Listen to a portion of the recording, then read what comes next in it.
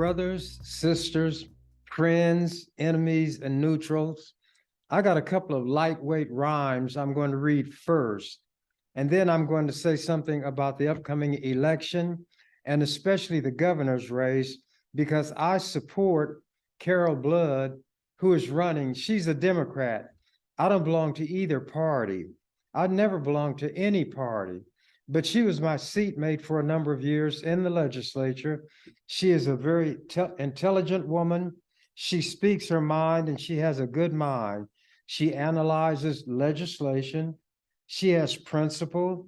You know where she is on issues, and nobody would be able to buffalo or bully her. Now, one of the things that shows how dumb these Republicans are, who are making these ads against Tony Vargas, who is running against Bacon, and Bacon is bad for your health. I'm going to vote for Tony. The ones who make these advertisements are a national company. They say that Vargas wants to take money from the public to double his salary. First of all, senators only make $12,000 a year. We had no insurance, no hospitalization, no pension. And we, as members of the legislature, could not raise our salary. It is in the Constitution, and it would take a constitutional amendment to raise the salary, which was done over a decade ago. But in pushing for the minimum wage increase, that issue is on the ballot. I voted for it. I support it. There is discussion, correct, about the fact that the amounts that people make now are not enough to sustain a family. Well, senators, when you consider the number of hours, don't make minimum wage. So the only ones who can get in the legislature and stay there are rich people, lobbyists who are paid by somebody to do their dirty work, and the ordinary people cannot make it because they can't afford it. I stayed there because when I first went in, I was barbering. Then I spent so much time in the legislature that I no longer barbered. But I didn't have little children that I had to take care of in my later years there. So I was able to scrape by, but I never was in it for money. Never have I had a big car. I don't buy expensive clothes. I wear the things of this world loosely. There are no material things that I want other than what it takes to survive. So many things were said against Senator Vargas, which were outright lies or showed the ignorance of the people saying those things. But let me get to this lightweight rhyme. Then I'm going to read an editorial that the World Herald wrote in endorsing Carol Blood. This is called "Thus saith the Lord." But on the other hand, when I was younger, I was a churchgoer. I believed the Bible just as it was written. I even called it the Bible. Now it's the Bible. I use my judgment.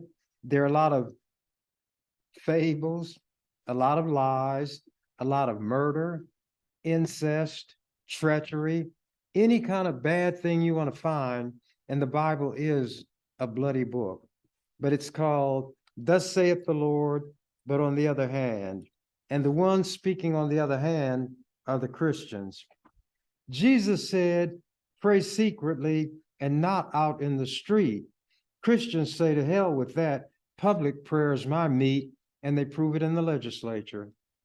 Jesus said, "God knows thy need before you even ask it." Christians say, that can't be true, for empty is my basket. Jesus said, "Thine enemy love, for God is pleased by this." Christians say, that makes no sense. Who would a cobra kiss? Jesus said, "Who takes thy coat should also have thy cloak." Christians say, get out of here, for certainly you joke. Jesus said, if one compels 1 mile, go with him twain. Christians say, if I did that, I'd have to be insane. Jesus said, sell what you have and help the wretched poor. Christians say, that's cutting close. You'll soon be out that door. Jesus said, thy cheek was struck, then offer up the other. Christians say, I'd take my gun and blow away the mother. Jesus said, to all who crave salvation, it is free. Christians say, a gold mines and the gospel on TV. Jesus said, respect thy wife. You two should be as one. Christians say, it's obvious of marriage you've had none. Jesus said, take up the cross and humbly follow me. Christians say, you surely jest and laugh uproariously. Jesus said, from all thy words, it seems in vain I died. Christians say all troublemakers should be crucified. Jesus hung his head in sadness, turned away, and then Christians say, if you come back, we'll nail you up again. Here is the editorial that appeared in Sunday's World Herald. Its headline, Carol Blood would be constructive leader as Nebraska governor. Nebraska's next governor will face significant challenges, overhauling the way our state pays for schools and government services, ensuring that our workforce is large enough and educated enough to maintain a growing economy. Wrestling with the contentious abortion debate is something that is going to have to be dealt with. Dealing with these thorny issues and much more during the next 4 years will require sound leadership. It will take an ability to hear and understand the diverse views of Nebraskans, balance differing interests, and ultimately find ways to bring the state together as it moves forward. Right now, there is so much division in this state because Republicans, I call them Republicans, follow whatever their national leaders say. Much that is said on the national level is based on disinformation, misinformation, outright lies. But these fools in Nebraska echo them. They talk about the federal government being too big. But then when their crops don't come in, who do they look to for subsidies?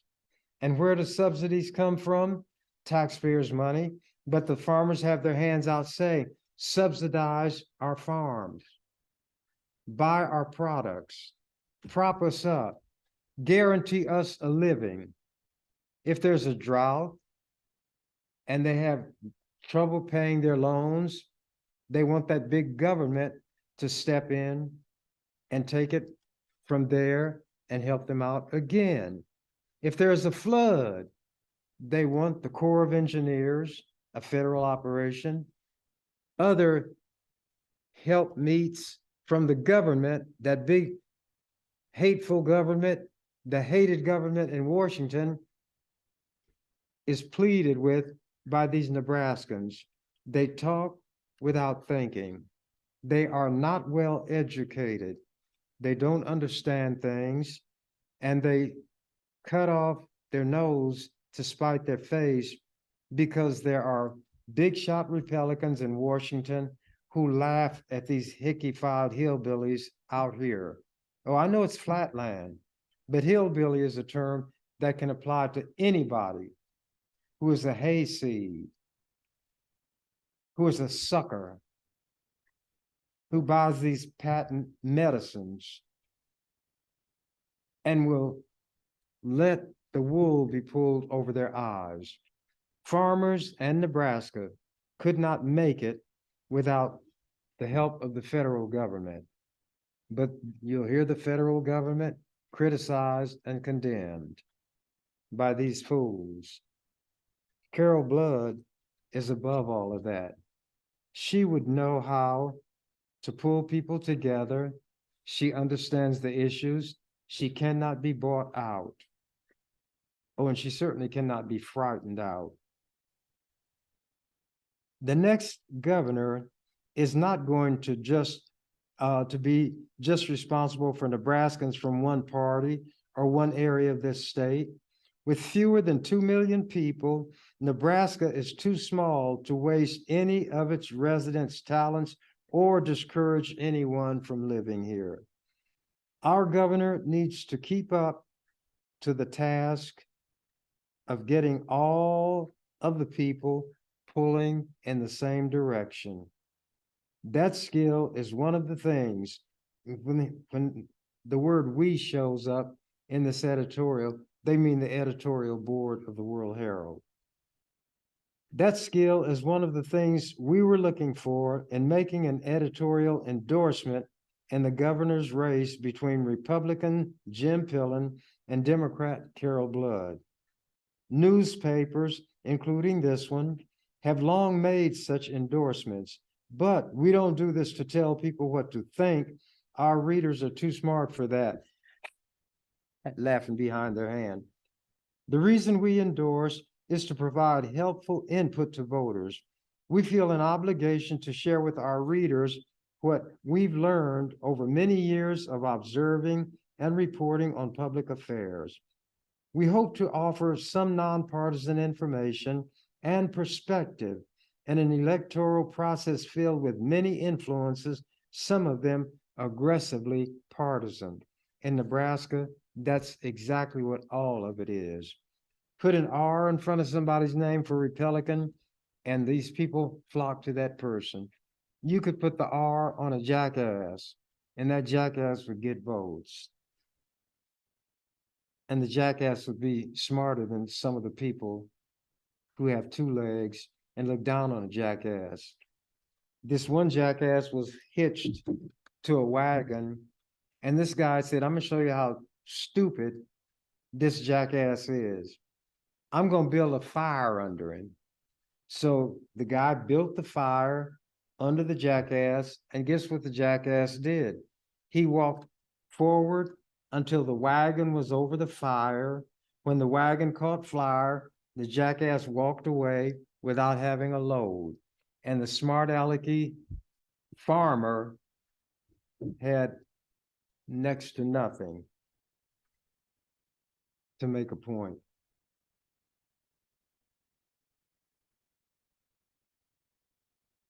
The World Herald's news articles about campaigns and candidates strive to be even-handed. In contrast, an editorial endorsement necessarily takes a stand. Still, we want our editorial opinions to be grounded in facts and thoughtful content. So, we meet with the candidates themselves to take the measure of their ideas and temperaments, to see how they defend their policies and respond to alternative ideas, and also to see if they even have any significant policies. Blood met with us, but Pillen rebuffed us, something that major candidates rarely have done. His no-show was not entirely surprising, given that Pillen also refused to debate with Blood or before the May primary with his fellow Republican candidates. Pillen cannot defend his position. He doesn't know very much. His ignorance would be obvious. His weakness would be obvious. So it's clear that if he becomes governor, he's going to be the tool in the hands of whatever powerful entities want to run this state and ruin this state. We said in the primary that Pillen was wrong to shun debates or other forums where his positions could be scrutinized and, yes, sometimes challenged. If you're not able to stand up for your ideas, except in safe spaces like small groups of friendly voters or scripted campaign ads, how do Nebraskans know that you are prepared for this important job? Now, Bacon is silly. He was in the military. That was yesterday, and yesterday's gone. Well, you know what he had on when I saw one of his ads today? One of his old military jackets. I guess to connect him up with the concept of military action going on in the world, that he is a strong, upstanding, outstanding, fighting man, defender of everybody against the forces of evil. But he has kind of grown a bit and his jacket hasn't. So it doesn't really have the fit that it should. And he looks more like somebody going out for Halloween without a mask than a military man who can be relied on to meet the enemy and overcome that enemy by any means necessary. Let me continue.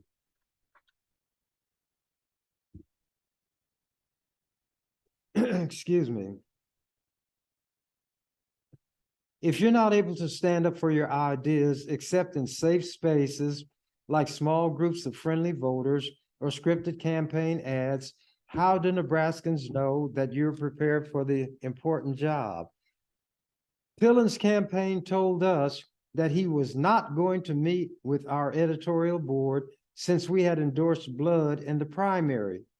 In parentheses, we had not, which shows how uninformed he and his handlers are, and criticized him in the past a bit. As a result, they felt it was inevitable that we would endorse blood in the general election. No, it was evident to them that blood would get the endorsement because she had more on the ball than he has. Continuing. Far from it. Before this year, the World Herald had endorsed Republican candidates for governor in 10 of the last 11 races, including the past 6 straight elections. We endorsed Pillen's top supporter, Governor Pete Ricketts, twice, even though we had criticized him from time to time. We had an open mind about Pillen, who met with us via, however you pronounce it, Zoom in April when we were considering our Republican primary endorsement. A former Husker football player, Pillen should have been willing to take the field this fall and show Nebraskans through debates and endorsement interviews what he was made of. Instead, he's chosen to forfeit in those situations, and we're disappointed about that.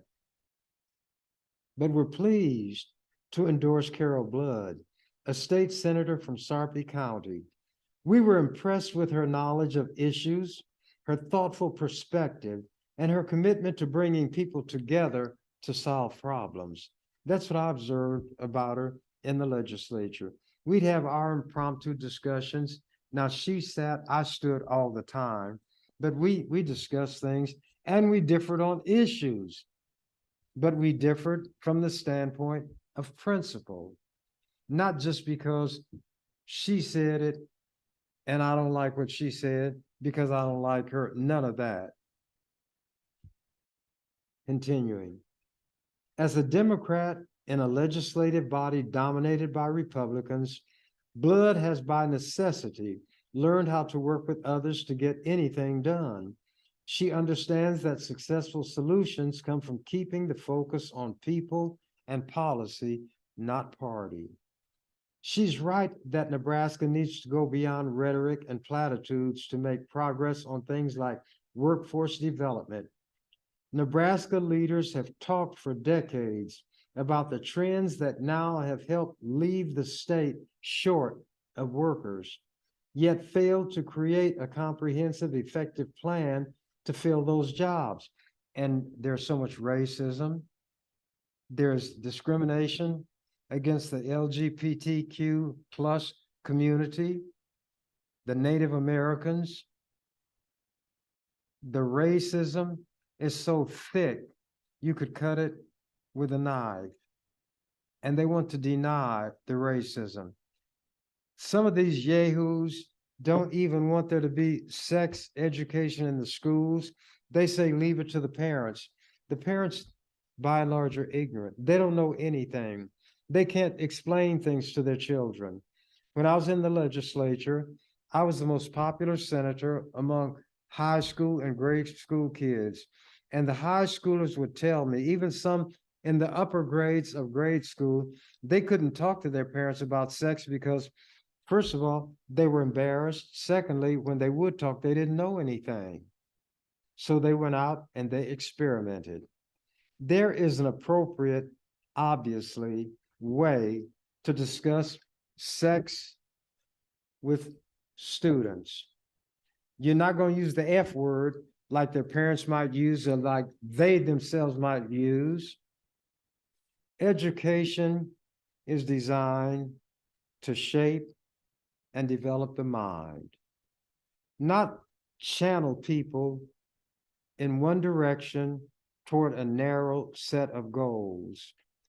The best education will lead a person to question, question, and question.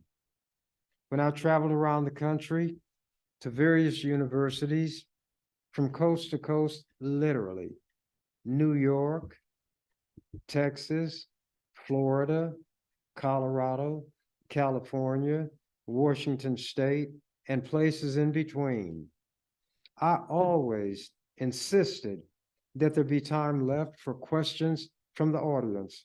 And people would say, well, we've read some of the things you say. You sure you want to talk to the audience? I said, that's what I'm going to do. I came here to talk to them, but I like to let them talk back to me or ask me questions. I would explain, as Malcolm X said, the only stupid question is the one that is not asked. There must be that meeting of minds, that sometimes clashing of minds. Iron sharpens iron. When everybody is programmed to say the same thing, there can be no progress. That's why Nebraska trails every place. I don't believe anybody on either coast, when they discuss, if they do, with their children, where they would advise them to consider living if they want to move. I doubt that many of them will say Nebraska. And you all know that's true. Some of you want to get out of here as quickly as you can. The state is backward. I've stayed here a long time because there always has to be somebody. The Bible spoke of a remnant, somebody who's going to try to make things better, to stir people's minds, to try to improve the education offerings in the schools, to try to ensure that the people who stand in front of those students in the classroom know their subject matter, not where they're going to teach people to just repeat what they hear and grade them on the basis of how well they regurgitate what they were fed. Some of you all have heard that song by Pink Floyd called Just Another Brick in the Wall. Those kids say in their British accent, we don't need no education. We don't need no thought control. No dark sarcasms in the classroom. Teacher, leave them kids alone. Hey, teacher, leave them kids alone. Then the refrain, all we are is just another brick in the wall. And then when the whole song is over, you hear this guy with the heavy British accent hollering, take your seats. If you don't take your seats, you can't have any pudding. You cannot have any pudding if you don't take your seats. But the message is clear, and it's a problem everywhere. Children, young people, when their minds are active, they're hungry to be fed, not trash. That's when they get the least, because the people who teach often don't know anything.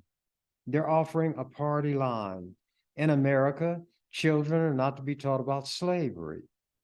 The carryovers from it are in place today. And the US Supreme Court is doing all it can to re-entrench the old, what they call the good old days of slavery. They can't get that far, but the discrimination, the segregation, and the attempt, to the extent that they can do it, deprive Black people, other people, they say of color, Latinos, Latinx, Native or Indigenous people of an education. A mind is a terrible thing to waste. A mind is a dangerous thing to sharpen and hone when you're going to do the wrong thing toward the one who has that mind. But let me continue. Oh, one of the things that would happen invariably in articles where I was being assessed, now that I'm out of the legislature, I've started reading papers, and I see why people think I was a genius compared to what's out there. But they talked about how I educated, I informed, I challenged, I criticized, I analyzed, I extrapolated, I theorized. In other words, served the role and function of a teacher. No bill came before the legislature that I had not read. And if it was a technical subject, which was unfamiliar to me, but it dealt with not just a narrow area over here for a specialized group. I don't mean based on lobbyists, but it's a specialized area. Then that was something I didn't have to spend a lot of time on. The lobbyists would battle it out and they take care of that. But if it was anything that impacted the public at large, I made sure that I was informed. That's what books are for. That's what libraries are for. That's what your brain is for. And these things ought to be utilized. I told them, I often feel that I'm guilty of child abuse in this legislature when I deal with you all. There's no way I could be a part of a body where there were 48 people and one white person, and we were so backward that to handle that white person, we had to try to pass rules so his or her ability could not manifest itself. That's what they tried to do with me, but they never could stop me. They were always a day late and $1 short.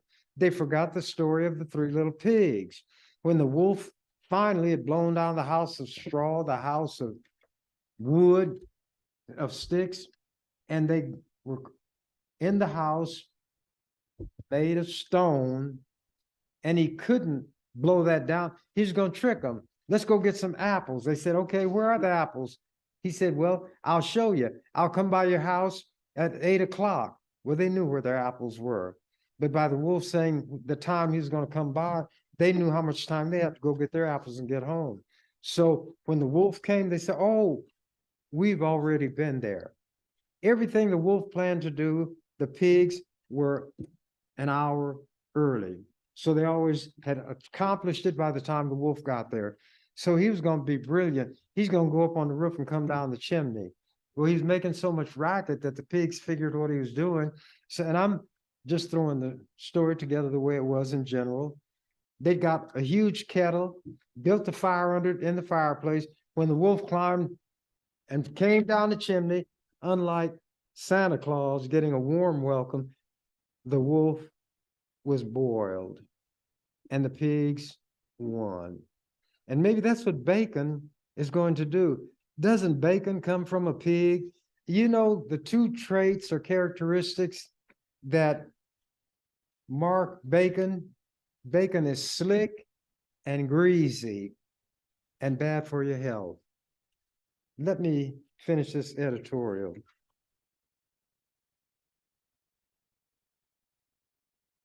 The editorialist was talking about the keeping a workforce here and so forth. Part of Blood's plan is PK through 14 approach to education, ensuring that children get a good start in life with pre-kindergarten and are able to get up to a 2-year degree in college that prepares them for jobs in the trades, information technology, healthcare, or other fields. That's if they're going to be workers and want to make a good living. Some want to be scientists. Some want to be doctors, lawyers, nurses. Blood also touts another lawmaker's proposal in the legislature that would have used a 1 cent increase in the sales tax to fund schools and reduce property taxes. I would have fought that. Sales taxes are what you call regressive. They put the same burden on every individual, regardless of his or her ability to pay. When these taxes are put on people who have next to nothing, that little next to nothing is taken too. I fought against every sales tax. Tax those who have the most, the rich, but everybody leaves them alone except me. But I was one vote. I could stop those things, but I couldn't pass a program by myself. But when it came to the death penalty, I finally was able to persuade, not alone, this was a joint effort, but provide the leadership that led Nebraska not only to abolish the death penalty, but to override the governor's veto. This man is a Catholic. He was called by former Governor Kay Orr a man of faith when he was running for office, and she was supporting him. His faith is Catholic. Well, the catechism, the official teaching of the church, the position of the Pope is against the death penalty in all cases, without exception. Well, what happened here? The rich man, his father made the money, not this one who's in office is not too sharp at all. He used his father's money to fund a petition drive to reinstate the death penalty, and that was successful. They can't beat me one-on-one. They had to spend millions of dollars, and they had to get the statewide voters to undo what I had achieved in the legislature. They had to change their method of governing to get me out of the legislature by means of term limits. They acknowledged my greatness, and I hate to boast. Well, I'm not boasting, I'm just telling the truth. I'm 1 out of 49, but I had such power in that legislature. I set the agenda for so many years. I stopped so much bad legislation, not every bad bill, obviously, but stopped so much of it. I was the check and the balance in that legislature, and by extrapolation, in the state.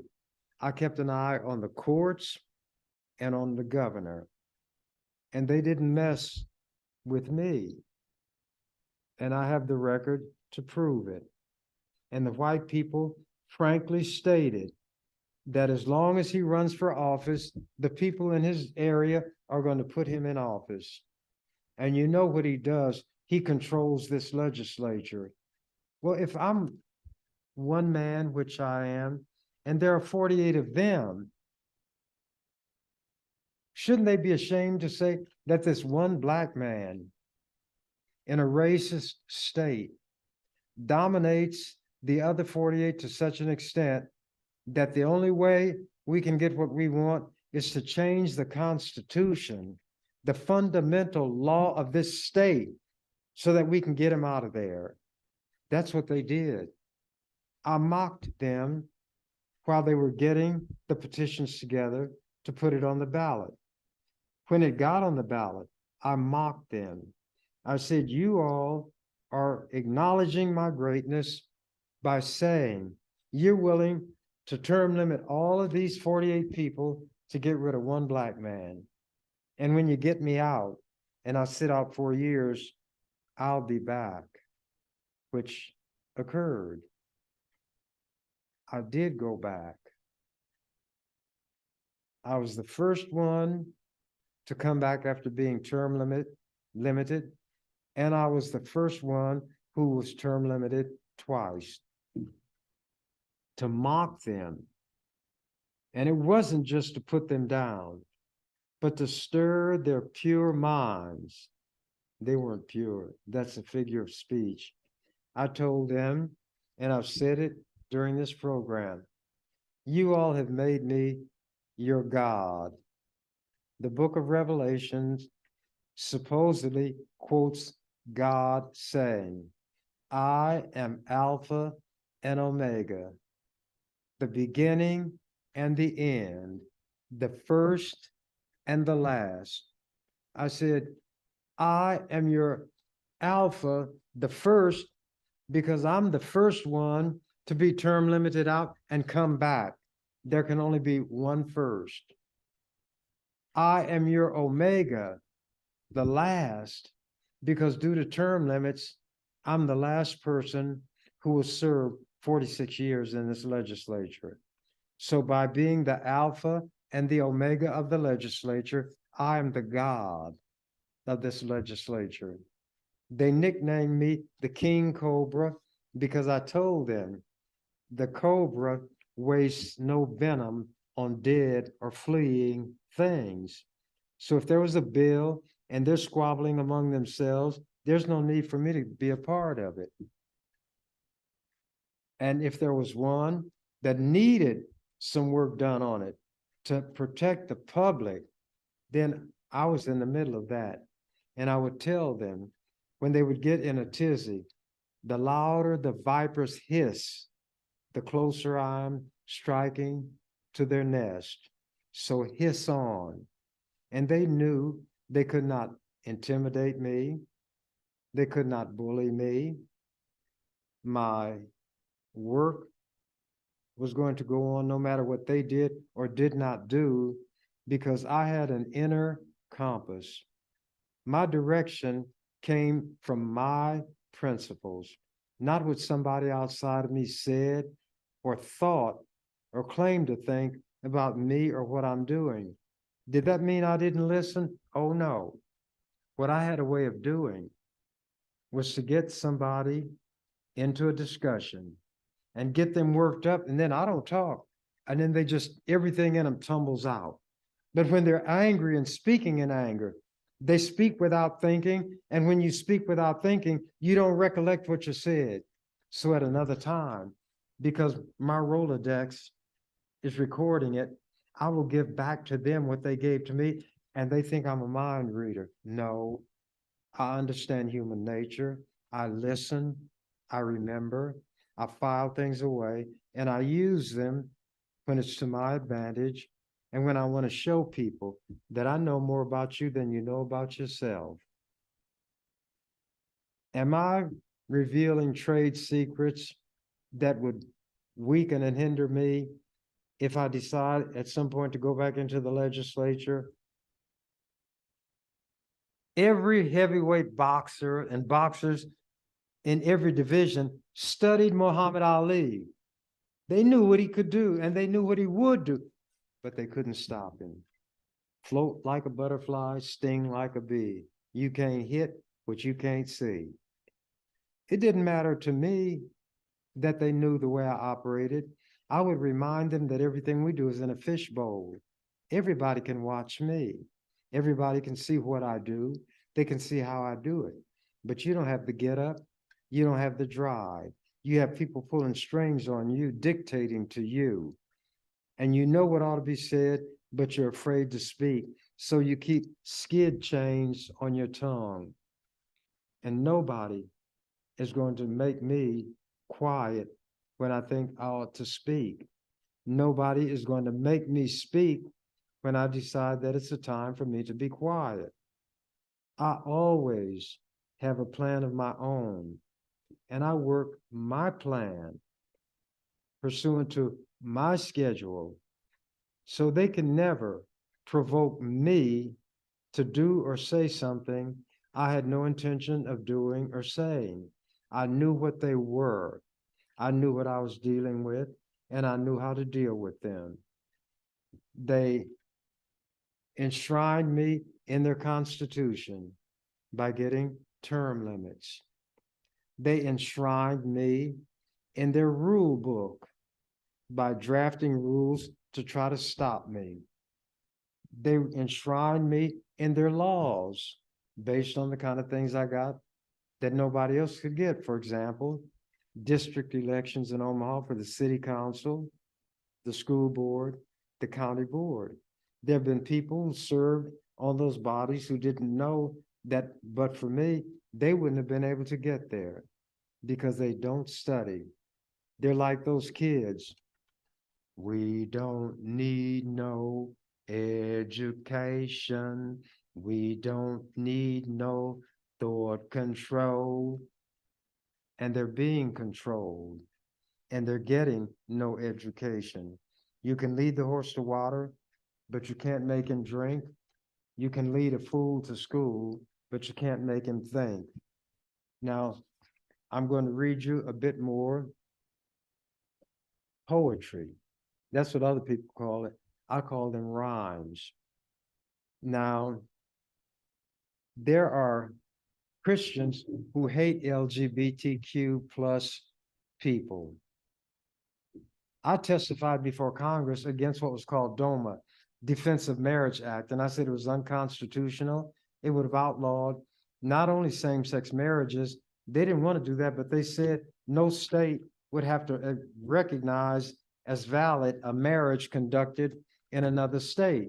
Well, the Constitution has a contract clause where the sanctity, if you want to call it that, of contracts could not be undone. The contract cannot be invalidated in a blanket way. And that's a broad statement. Some things that may be legal in one state won't be legal in another. I'm not talking about that. But at any rate, something like marriage, if it's recognized in one state, it's recognized everywhere.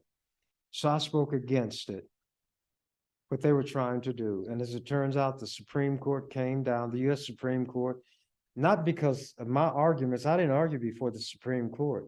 The position that I had maintained, that bill that they had, they could enact it, but it would be struck down as unconstitutional. And that is what the US Supreme Court did.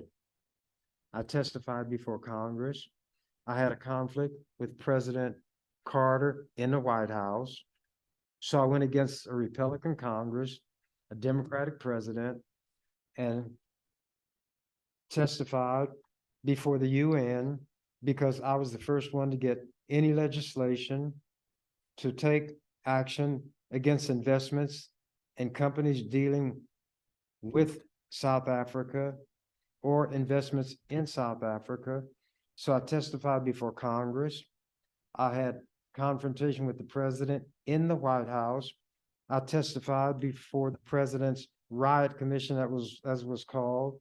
Not only did Ebony do a long spread, but my testimony was discussed by columnists all over the country. Am I boasting? Let me say, I'm like Paul. Paul said, let me boast. Call it what you will. I'm telling the truth. I gave talks before big corporations. I spoke before AT&T executives in New York. And at that time, there was a manufacturing part of the phone industry called Western Electric.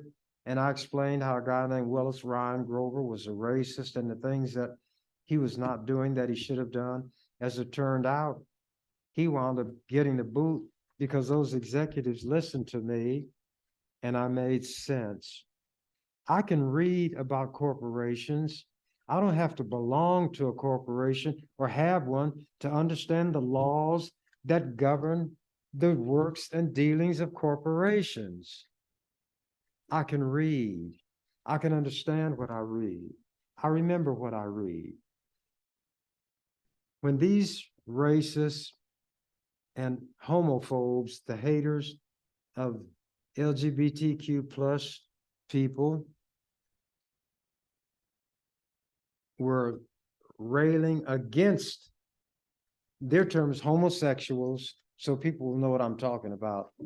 So I wrote what I call the homily of the Right Reverend Dr. Falwell Robertson Swaggart. Those are the big shots nationally known. And this is what they were preaching, talking about the, whatever the negative terms are that they applied. They're everywhere. They're everywhere. They walk our streets. They breathe our air. They're under beds and on the stair, like lurking monsters in their lair. They're on the ships. They're in the air. They're working here. They're working there. On railroads taking travelers' fare. Our cars and trucks, they do repair. They just, excuse me.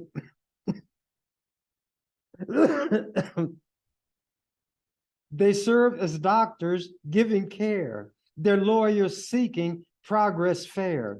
The garb of nuns and priests they wear.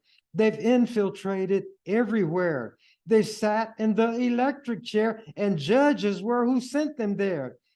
They may have long, short, or no hair, be homeless or have cash to spare. They may be single or a pair. Some play lion, some the hare. They like their meat well done or rare, and some for veggies only care. They play whist, bridge, and solitaire. No scarlet letter do they wear, nor mark of Cain in forehead bear. Our moral giants ooze despair because they cannot lay them bare, nor snag them in escape-proof snare. To turn our backs we do not dare. So on your guard, beware, beware. They're everywhere, they're everywhere. And I read that to the legislature because there are people with that attitude there. I tried to see things from the standpoint of others, even inanimate objects, even vegetables. You can't see this because it's too small, but it's a picture, and it was from the World Herald 2021, around Christmas time, and big headline, carrying on a tradition. And it shows a huge blue spruce tree. And this is the caption: Omaha's official Christmas tree, a 40-foot blue spruce, waits for its water trough at the Durham Museum on Monday. At top left, a crew from Union Pacific cut down the tree on South 29th Street on Monday morning. Who thinks about how the tree feels about this? Moi. Carrying on a tradition from perdition. Christmas from the tree's perspective, by Ernie Chambers, November 16th, 2021. After I saw the story about them putting this big Christmas tree in the station, and they do it in other places, Times Square, the Capitol building, everywhere. The mighty blue spruce shaded mother doe and baby fawn. Then one day, so tragically, the mighty spruce was gone. For the little spruces, 'twas a mournful, bitter cup. Sadly did they weep. We hope we never do grow up. Human beings viewed the spruce as just another tree. To the little spruces, 'twas a horrid destiny. Christmas time made humans joyful, little trees forlorn. Broken-hearted, they wished Jesus never had been born. Little trees would never know the Jesus irony. When he reached maturity, men nailed him to a tree. I've got a few more minutes, so I'm going to read from a poem that I wrote when I was a youngster, getting out of high school, when I still was grappling with religion.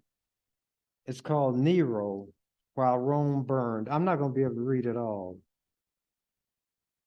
Bestial Nero was content. The twisted nature in him sated. Gutted by a fire was Rome, the festering, stinking Rome he hated. Lying like a brutalized and ravaged woman at his feet was that mighty city, thousands perished in the flames and heat.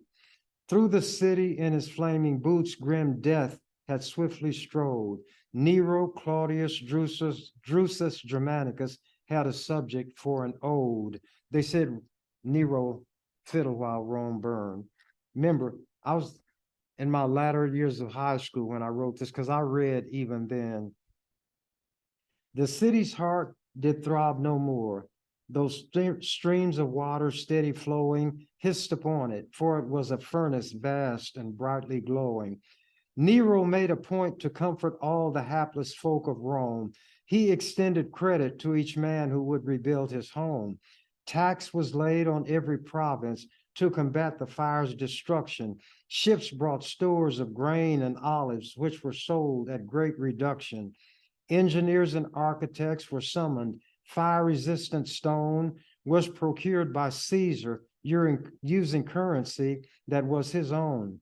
Slaves by thousands set to work to clear the smoking ruins, and then reconstruction was commenced and order was restored again.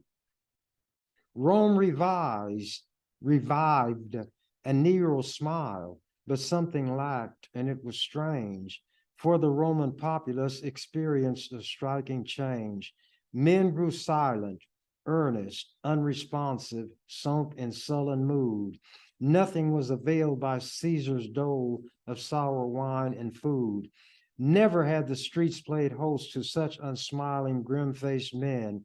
Rome had altered drastically and was no more what she had been.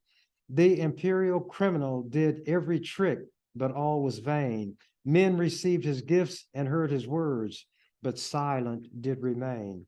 Everywhere that Nero went, he sensed that he had been deserted. Any time that he appeared, the sullen faces were averted. Uselessly, his ready tears were shed. The sorrow he expressed was received by silent Romans who were cold and unimpressed. Rome refused to be enthused. Instead, there welled up like a flood among the masses mutterings that Caesar had spilled Roman blood. Soon suspicion turned to certainty that Nero caused the fire, which had raised, R-A-Z-E-D, that means flattened it, which had raised the Roman city and did now raise Roman ire. Soon the accusation was no longer just a murmur small. It became articulate, expressed by some, then nearly all. Knots of men among the burned out homes and heaps of blackened mortar heard bold voices bitterly proclaim the fire was Caesar's order. It was said that just before the conflagration did begin, many had seen blazing torches being borne by half-clothed men, which they hurled among the slums that bordered on the circus mats, and the close-built ancient structures caught and flared like driest flax. Then the tale was noised abroad that while Rome's lifeblood freely flowed, Nero in a tower on the Esquiline did chant an ode. Part 2. The heart and soul of Rome had altered. Nero saw this painful truth. Men now sought the gods and filled the groves in nearly every booth. Charms were bought and amulets of bronze and silver sold much faster than they could be made, and books were sought, for this profound disaster must have some significance. Great crowds flowed into every temple, worshiping with fervent faith and earnestness, childlike and simple. Roman matrons, in renewal of their ancient worship, vowed to be faithful to the temples, and their haughty spirits bowed. Jupiter was much entreated. Vulcan and the other gods were given offerings, which the priests received with solemn, mournful nods. It grew clearer with each flower wreath and every snowy pigeon offered. Rome was seeing a revival of her old religion. Gradually, Nero comprehended why the populace seemed odd. Every man had turned his face away from Caesar to his God. It was evident the emperor and his advisors had to find a sacrifice to offer to placate the troubled Roman mind. The criminal must hide his crime, to do which many must be killed, in order that the tacit rage of bitter masses might be stilled. Words and gifts alone could calm the slowly swelling storm no more. Sullen men in bitterness recalled that tragic 9-day horror. In the ears of sober men still rang the screams of children and wives who within that glowing furnace that was Rome had lost their lives.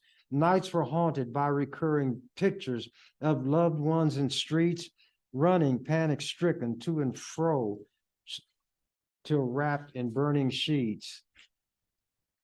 In their tortured minds, men lived the nightmare once and then again, seeing torches soaked with oil and being borne by half-clothed men. Inevitably, the question raised, who paved the way by pouring wax upon the stores and dwellings that had caught and flared like driest flax? Part 3. Time was now to swing suspicion from Caesar. Fate did give a scapegoat, for the fire bypassed the ghetto where the Jews did live. Though for days the fire had raged and made a shell of much of Rome, not a spark had crossed the Tiber to devour a Jewish home. Strange, all Jewish homes escaped destruction by the roaring flame. Not so difficult a matter here to shift the guilt and blame. Nero and his council labored carefully in preparation, so the people, not the rulers, lodged the fateful accusation. Nero showed himself as tender-hearted. Tears came in a flood, for he had a trick of weeping, and he cried for Jewish blood. Rumor spread as fire had done along each Roman way and street. Soon everyone did blame the Jews. The shift of blame was then complete. No more did the sycophants and pimps and perverts haunt each corner. Rome had shed her royal toga to become a solemn mourner. Tears of profound sorrow from a multitude of eyes did spill. Death mocked with uproarious laughter as he summed his monstrous kill. Men and women, even children, from the greatest to the least, who were Jews or who were Christians, had to meet the savage beast. Raging like wild oxen, stormed the mob and bellowed in their fury. They at once were executioner, infallible judge, and jury. Never did they pause an instant to discern the wrong from right. Any who opposed them fell a victim to their vengeful spite. The Jews, as they have ever done in time of trial, drew near to God, singing psalms until their words resounded from the walls of sod. For this crime, the Jews and Christians equally did share the blame. Some observers noted that they offered prayers that seemed the same. Even though assembly did increase the danger of detection, Christians gathered in appointed places, begging God's protection. Two extremes of mood emerged among these people doomed to die: panic, fear of death in some, in others, joy that death was nigh. Many who were faltering in anguish cried out to the Son, "Help me stand, my Lord and God, and let thy holy will be done." This is when I was a kid in high school, still grappling with religion, and some of the stuff they told me was true about it. When I was a child, I thought as a child, I behaved as a child, I believed as a child. When I became a man, I put away childish things. Some felt great despair, while others indescribable exaltation. For in guise of death, they recognized not death, but their salvation. The fluid line between reality and fantasy was gone. Some knew not precisely what they saw or heard as death came on. Some beheld in the arena beasts, but then to some was given, just before their life drained out, a glimpse of glory that was heaven. Were they sinking as the ground gave way beneath their weary feet, or being lifted up to heaven, their beloved Lord to meet? But in this confusion, when to some the sun was as the moon, one desire was voiced by all: let come what must, but let it happen soon. Many are the causes why men suffer, though most strange and odd. Of causes why men suffer most is faith when questing after God. There are things men will endure with not a whispered sigh or nod. For strange is man in much he does, but most strange when he quests for God. Antonius, the stable boy, had suffered much for his belief. Every form of torture he was made to bear without relief. Every form of torment Roman ingenuity devised, but a faith far stronger than the strongest steel he exercised. He believed, as he'd been taught, that Christ helps all who stand for him. Antonius reached out for this help as his own spark of life grew dim. All that was foretold to him was happening just as foretold.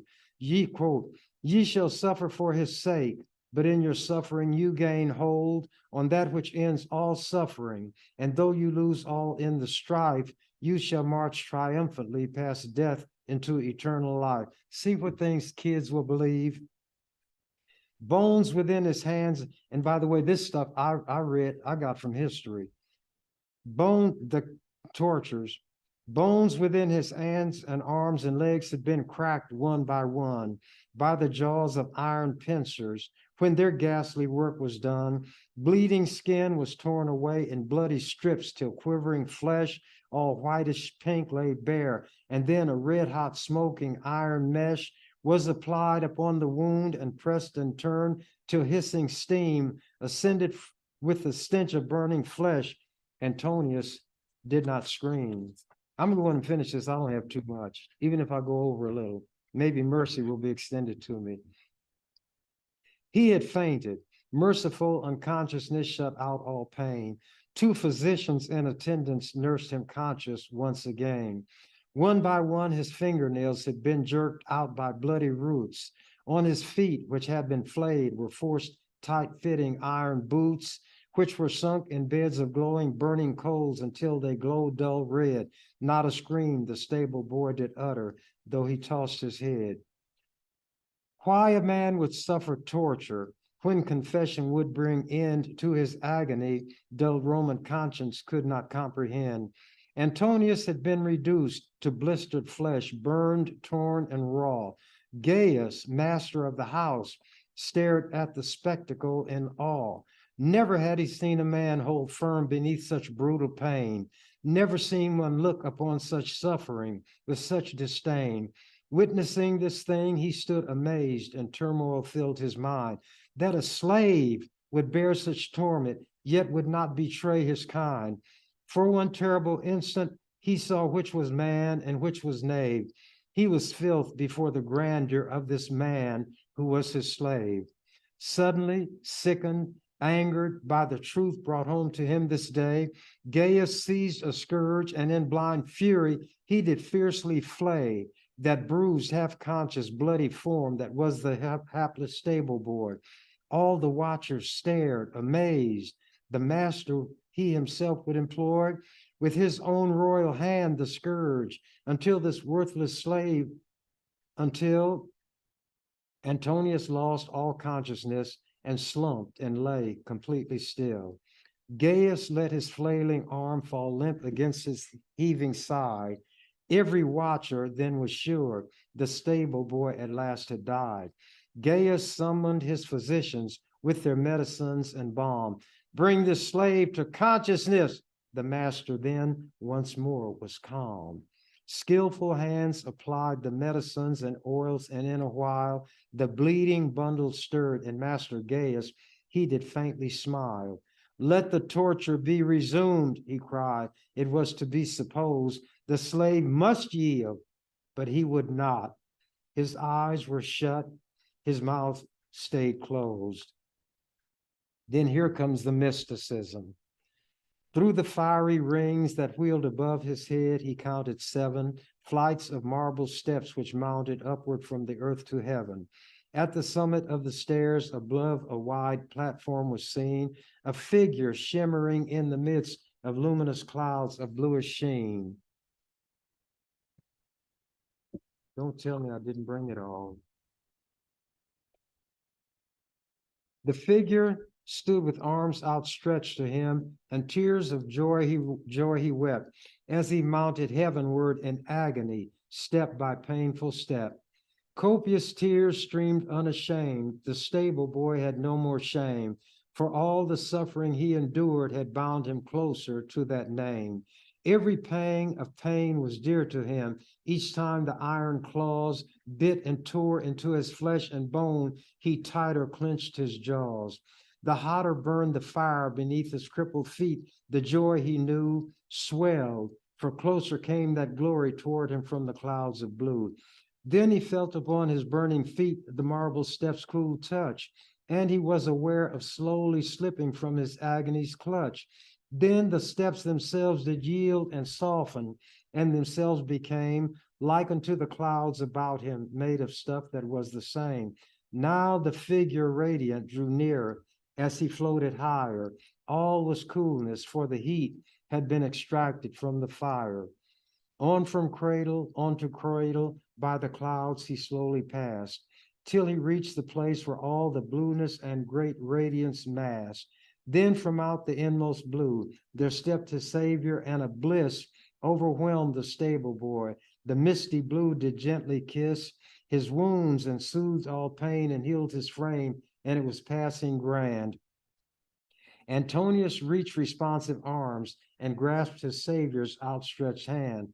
A smile was on the Savior's lips and deep compassion in his eye.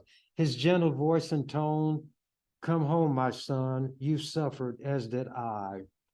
"Take me, Lord, my suffering has not been in vain. Take me to thee."